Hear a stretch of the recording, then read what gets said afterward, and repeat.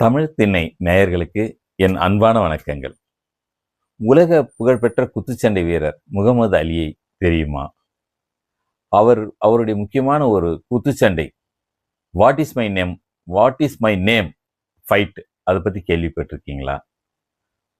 உலக புகழ்பெற்ற அமெரிக்காவை சேர்ந்த முகமது அலிக்கும் நம்முடைய தமிழக முதல்வராக இருந்த கலைஞர் அவர்களுக்கும் இருந்த தொடர்பை பற்றி தெரியுமா? இதை பற்றியெல்லாம் தான் இந்த வீடியோவில் நம்ம பார்க்க போகிறோம். முகமது அலி அமெரிக்காவில் வந்து ஒரு மிகப்பெரிய குத்துச்சண்டை வீரர். அவருடைய ஒரு தனித்துவமான இது வந்து 2-3 குத்துலே வந்து ஆட்களை வீழ்த்தி நாக் அவுட் பண்ணி விடக்கூடிய ஒரு சாதனையாளர். அவர் வந்து இப்போ குத்துச்சண்டை போட்டியில் இருந்த வரைக்கும் அவர் தோற்றதே இல்லை. மிகப்பெரிய குத்துச்சண்டை வீரர் அவர் வந்து ரொம்ப துன்புறுத்தாமல் அடிக்கக்கூடியவர். வேற எதிராளிகளை அடித்து அவங்க கொஞ்சம் மயங்கி விடுற மாதிரி இருக்காங்கன்னா அது வரைக்கும் வெயிட் பண்ணுவார். அப்படியே வெயிட் பண்ணிட்டு இருப்பார். அந்த அசந்த நேரம்னு சொல்லி ஓங்கி அடிக்க மாட்டார். அதுபோல் அவர் வந்து ஒரு தடவை கீழே விழுந்துட்டாருன்னா அவருக்கு நேரம் கொடுப்பாரு. இல்லை அவர் முடியல, இதோட நிறுத்திக்கலாம் அந்த போட்டின்னு கூட அவரே சொல்லுவார். இந்த மாதிரியான ஒரு முகமது அலி என்கிற அந்த வீரர் ஒரு முறை மிக மிக ஆக்ரோஷமாக நடந்துக்கிட்டார். ஒருத்தர் அடின்னு அடித்தார். அதை பற்றி தான் இன்னைக்கு சொல்ல போகிறேன். அந்த வீரர் வந்து ஒரு வெள்ளையர், அமெரிக்கர். அவர் வந்து கொஞ்சம் ஒரு கருப்பின மக்கள் மேலே ஒரு துவேஷம் உள்ளவர். அவர் பேர் டெரல். அவர் வந்து ஃபைட் ஆரம்பிக்கும் போதே வந்து முகமது அலி சொல்லிட்டு தான் ஆரம்பிக்கிறார். டெரல், இன்னைக்கு நான் உன்னை என்ன பண்ணுறேன் பார் அப்படின்னு சொல்கிறார் முகமது அலி.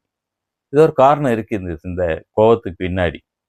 அந்த குத்துச்சண்டை போட்டியில் டெரலை வந்து அவர் அடின்னு அடிக்கிறார். அவர் நினைச்சிருந்தா 2வது அடியில் அந்த டெரலை அடித்து வீழ்த்தி இருக்க முடியும். ஆனால் அவர் அப்படி பண்ணலை. அவனை பலமாக தாக்கணுன்ற மாதிரியே அந்த போட்டி முழுக்க அடிக்கிறாரு. அடிச்சுட்டே இருக்காரு. மக்கள்லாம் என்ன நடக்குது இங்கன்னு பார்த்துட்டு இருக்காங்க. உன்னிப்பாக கவனிக்கும் போது தான் ஒரு சின்ன முகமது அலி சொல்கிற ஒரு சின்ன வார்த்தை கேட்குது. டெல் மை நேம்னு சொல்லி தான் அடிக்கிறார். அந்த டெரலை முகமது அலி அடிக்கும்போது ஒவ்வொரு அடிக்கு பஞ்சு கொடுக்கும் போதும் டெல் மை நேம்னு சொல்கிறாரு. இது என்னன்னு புரியல. இப்போ ஒரு பெரிய பின்னணி இருக்கு. டெரல் வந்து ஒரு தடவை வந்து முகமது அலிக்கு பேர் முகமது அலி, அதுதான் தெரியுது. அவர் ஆனால் என்னன்னு கூப்பிட்றாரு, காசியஸ் கிளே அப்படின்னு கூப்பிட்றாரு. காசியஸ் கிளேன்னு கூப்பிட்டதுக்கு தான் இந்த கோபம். ஏன் அப்படி கூப்பிட்டான் இருந்தாலும் அந்த நம்ம ஒரு வரலாற்றை பார்க்கணும். ஆப்பிரிக்காவிலேருந்து கொண்டு போகப்பட்ட கருப்பின மக்களை வெள்ளைக்கார பண்ணையார்கள் வந்து அடிமைகளாக அவங்க இதில் நடத்தினாங்க. அவனுக்கு ஒரு சோறு தண்ணி கிடையாது. ஒரு கூடாரம் போட்டுட்டு பனிலையும் மழையிலையும் அந்த மக்கள் வந்து பட்ட கஷ்டம்லாம் அந்த அங்கிள் கேபின் நாவலில் படிச்சிருப்போம். அலெக்ஸ் ஏலியோட தி ரூட்டில் தெரிஞ்சிருக்கும் அவங்க எவ்வளோலாம் கஷ்டப்பட்டாங்க. சாதாரண கொடுமை இல்லை அது. வெறும் ஒரு அந்த சணல் பெரிய கோணியை கட்டிட்டு அந்த கூடாரத்தில் தான் தங்குவாங்க. கடும் பனியிலெல்லாம் கூட அந்த அடிமைகள். அந்த மாதிரி ஒரு வெள்ளைக்காரன் வீட்டில் ஒரு 100 அடிமைகள் 50 அடிமைகள் இருப்பாங்க.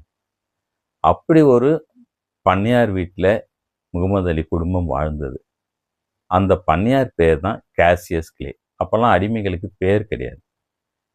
யார்கிட்ட வேலை செய்கிறாங்களோ அந்த வீட்டு பேரை வச்சுருவாங்க. காசியஸ் கிளேன்னு அந்த டெரல் வந்து கூப்பிட்டதுக்கு இதான் காரணம். முகமது அலி குடும்பம் அப்படி ஒரு இடத்துல வேலை பார்த்து அதுலேருந்து மீண்டு வந்து பெரிய இணை எழுச்சிலாம் நடந்த பிறகு அவங்க மதமே மாறி அவர் முகமது அலியாக மாறிட்டார். இப்போ போய் அவன் அந்த காசியஸ் கிளே அப்படின்னு சொல்கிறான். அதுக்கு தான் பதிலடி கொடுக்குறாரு. அந்த அடி ஒவ்வொன்றும் அந்த இணை எழுச்சிக்கான அடி.